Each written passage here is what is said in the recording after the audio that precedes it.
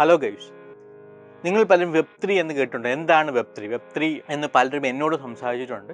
അപ്പോഴൊന്നും എനിക്കറിയത്തില്ലായിരുന്നു. ഞാൻ പിന്നെ വെബ് 3യുടെ പ്രത്യേകത എന്താണെന്ന് ഞാൻ റിസർച്ച് ചെയ്ത് പഠിച്ചു. അപ്പം എന്നിട്ട് പിന്നും എന്നോട് പലരും ആ ഒരു ക്വസ്റ്റ്യൻ ചോദിച്ചു തുടങ്ങിയതിന് ശേഷമാണ് ഞാൻ ഇങ്ങനെ ഒരു വീഡിയോ ചെയ്യണമെന്ന് ചിന്തിച്ചത്.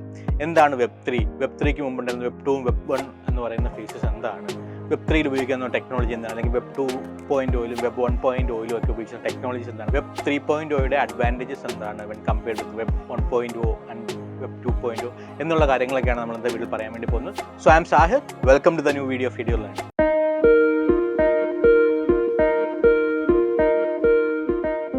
വെബ് 1.0 എന്ന് പറയുന്നത് വേൾഡ് വൈഡ് വെബിൻ്റെ ഫസ്റ്റ് ഫേസിനെയാണ് പറയുന്നത്. 1990 മുതൽ 2004 കാലഘട്ടത്തിന് വരെയാണ് നമ്മൾ വെബ് 1.0 എന്ന് പറയുന്നത്. ഈ ഒരു സമയത്ത് യൂസേഴ്സിന് കോണ്ടന്റ് കൺസ്യൂം ചെയ്യാൻ മാത്രമേ പറ്റത്തുള്ളായിരുന്നു. ഒരിക്കലും യൂസേഴ്സിന് കോണ്ടന്റിൽ ഇൻട്രാക്ട് ചെയ്യാനൊന്നും പറ്റും. നമുക്ക് ഇന്ന് കാണുമ്പോൾ നമുക്ക് യൂട്യൂബിൽ ഒരു ആഡ് കാണണമെങ്കിൽ നമുക്ക് അത് കമൻറ്റ് ചെയ്യാൻ പറ്റും, അല്ലെങ്കിൽ നമുക്ക് ഫേസ്ബുക്കിനകത്ത് പോസ്റ്റ് ചെയ്യാൻ പറ്റും. അപ്പോൾ നമുക്ക് യൂസർ എന്ന നിലയിൽ നമുക്ക് യൂസറിന് എന്താണ് ഓരോ പോസ്റ്റിൽ നമുക്ക് ഇൻട്രാക്ട് ചെയ്യാൻ പറ്റും. പക്ഷേ വെബ് 1.0യുടെ കാലഘട്ടത്തിൽ നമുക്ക് അങ്ങനെ ഇൻട്രാക്ട് ചെയ്യാൻ പറ്റത്തില്ല. വെബ് 1.0യുടെ കാലഘട്ടത്തിൽ അഡ്വർടൈസ്മെന്റ് ബാൻ ആയിരുന്നു. ഒരു യൂസർ പേ ചെയ്യേണ്ടത് പേജ് വ്യൂ അനുസരിച്ചാണ് യൂസറിൻ്റെ നിന്ന് പേയ്മെൻറ്റ് ഡിഡക്റ്റ് ആയിക്കൊണ്ടിരുന്നത്. ഇന്നിപ്പോൾ നമ്മുടെ ഡേറ്റയുടെ കാര്യത്തിലാണെങ്കിൽ നമുക്കിന്ന് മെജോറിറ്റി ഓഫ് ഡേറ്റയും ഫ്രീ ആയിട്ട് കൺസ്യൂം ചെയ്യാൻ കഴിയും. പക്ഷേ അന്ന് ഓരോ പേജ് വ്യൂ ചെയ്യുന്നതിനുമാണ് യൂസറിൻ്റെ നിന്നാണ് പേയ്മെൻറ്റ് ഡിഡക്റ്റ് ചെയ്തുകൊണ്ടിരുന്നത്.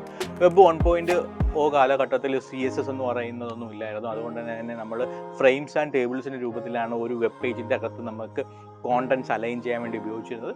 വെബ് 1.0 കാലഘട്ടത്തിൽ ഏറ്റവും കൂടുതൽ ഉപയോഗിച്ചിരുന്ന ടെക്നോളജി എന്ന് പറയുന്നത് HTML ആണ്. 2004 മുതൽ ഇന്നിപ്പം നമ്മൾ കടന്നുകൊണ്ടിരിക്കുന്ന ഫേസിനെയാണ് വെബ് 2.0 എന്ന് പറയുന്നത്. അതായത് നമുക്ക് വേൾഡ് വൈഡ് വെബിൻ്റെ സെക്കൻഡ് ഫേസ് എന്ന് വേണമെങ്കിൽ പറയാം. വെബ് 1.0 വെച്ച് കമ്പയർ ചെയ്യുമ്പോൾ വെബ് 2.0യുടെ ഏറ്റവും വലിയ അഡ്വാൻറ്റേജ് എന്ന് പറയുന്നത് നമുക്ക് യൂസറിന് കോണ്ടന്റിൽ ഇൻട്രാക്ട് ചെയ്യാൻ പറ്റും എന്നുള്ളതാണ്.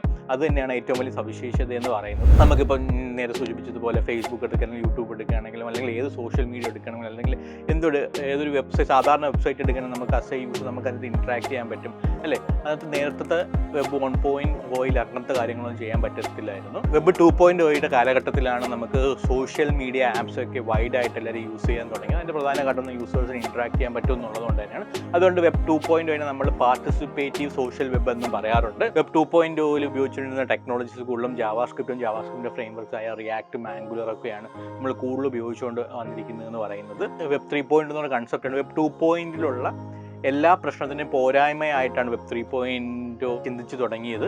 വെബ് 2.0 നമുക്ക് ഒരുപാട് ഡേറ്റ ബ്രീച്ചസ് ഉണ്ട്. പിന്നെ രണ്ടാമത്തെ കാര്യം എന്ന് പറയുന്നത് നമ്മൾ ക്രിയേറ്റ് ചെയ്യുന്ന കോണ്ടന്റിൻ്റെ ഓണർഷിപ്പ് നമുക്കൊരിക്കലും, ഫോർ എക്സാമ്പിൾ നമ്മളിപ്പോൾ യൂട്യൂബിൽ ഒരു വീഡിയോ അപ്ലോഡ് ചെയ്യണം, അല്ലെങ്കിൽ ഫേസ്ബുക്കിൽ ഒരു പോസ്റ്റ് അപ്ലോഡ് ചെയ്യണമെങ്കിൽ അതിൻ്റെ ഓണർഷിപ്പ് എന്ന് പറഞ്ഞാൽ കംപ്ലീറ്റ്ലി ഫേസ്ബുക്കിൻ്റെ കീഴിലോ അല്ലെങ്കിൽ യൂട്യൂബിൻ്റെ കീഴിലാണ്. അതിൻ്റെ കംപ്ലീറ്റ് ഓണർഷിപ്പ് നമ്മുടെ അസ് എ യൂസർ നമ്മുടെ കീഴിലില്ല എന്നുള്ളതാണ്. സോ ഇതിനിപ്പോൾ മാറ്റം വരുത്തുന്ന ചിന്താഗതിയാണ് വെബ് 3.0 വന്നത്. വെബ് 3.0 ഡേറ്റ ബ്രീച്ചസ് മാറ്റാനായിട്ട് ബ്ലോക്ക് ചെയിൻ ടെക്നോളജിയാണ് കൊണ്ടുവന്നിരിക്കുന്നത്. ബ്ലോക്ക് ചെയിൻ ടെക്നോളജി കൊണ്ടുവന്നതിന് അതിനകത്ത് നമ്മൾ ഒരു യൂസർ ക്രിയേറ്റ് ചെയ്യുന്ന ഓരോ കണ്ടന്റിൻ്റെയും ഓണർഷിപ്പ് യൂസറിന് തന്നെ ആയിരിക്കും. വെബ് 3.0 ഏറ്റവും മികച്ച സവിശേഷത എന്ന് പറയുന്നത് റീഡ്, റൈറ്റ് ആൻഡ് ഇൻട്രാക്ട് ചെയ്യാൻ പറ്റുന്ന ടൈപ്പ് കോണ്ടന്റ് ആയിരിക്കും എന്നുള്ളതാണ്. മെജോറിറ്റി ഓഫ് ദ ടെക്നോളജിയും ആർട്ടിഫിഷ്യൽ ഇൻ്റലിജൻസും മെറ്റാവേഴ്സും 3D ഗ്രാഫിക്സ് ഒക്കെ ആയിരിക്കും എന്നാണ് പറയുന്നത്. സോ ഈ വീഡിയോ നിങ്ങൾക്ക് ഇൻഫോർമേറ്റീവ് ആയെന്ന് വിശ്വസിക്കുന്നു. So I am Sahir signing of.